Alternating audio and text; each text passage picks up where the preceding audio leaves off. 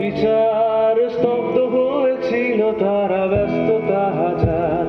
তাই যে নাই খেয়াল পেছনে দেওয়াল, যে যেমন সে নিচ্ছে মেনে নাম দিয়ে কপাল, কেউ মরণ অকাল, কেউ